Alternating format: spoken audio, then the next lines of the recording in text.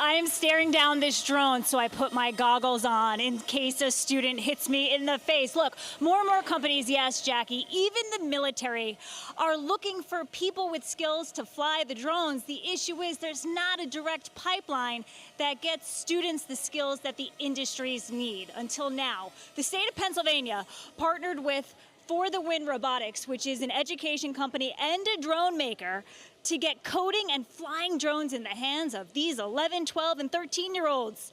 They are, yes, learning to code, flying through those towers there. They're color-coded, landing on targets, and even mimicking real-life search and rescue. The students taking this elective say they'll need the skills for their future. Watch. I'm trying to get into the firefighting field, and they use them a lot for search and rescue, finding people. Let's say there's someone trapped in the woods. You don't know where they are. Put the drone up, thermal imaging. It takes some getting used to. Like you have to like basically put your brain where the controller is. These drones are 100% made in America, but the owner of the company that put them here says getting to this point, guys, was not easy. Roll it. In 2021, chip crisis happened, and our drone became end of life, like immediately. We had the crazy notion of how hard could it be? Let's bring everything on shore. Software, hardware, manufacturing, our batteries, our motors, every single piece manufactured right here in the US. And it's been 5 years to perfect it. And here we are in Pennsylvania talking about something we started 5 years ago. And guys, this middle school, #1 in the nation for career exploration. Back to you. In Hawley, Pennsylvania, what are you flying? Yeah. This is so light. I mean, these are real-life drones that the kids are now flying, Cheryl. I'm at a traditional classroom at Wallenpaupack Middle School. It is #1 in the nation for career exploration.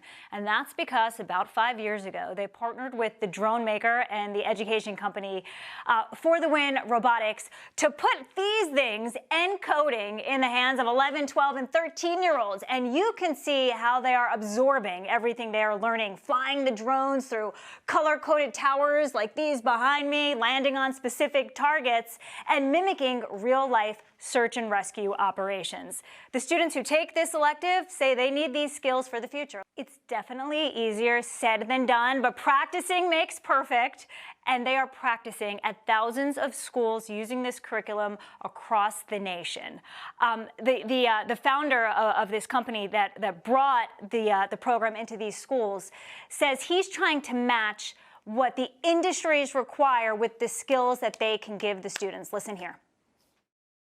We can turn it on and be the first country in the world, frankly, that has a fully ground funnel that goes right from classroom to industry direct.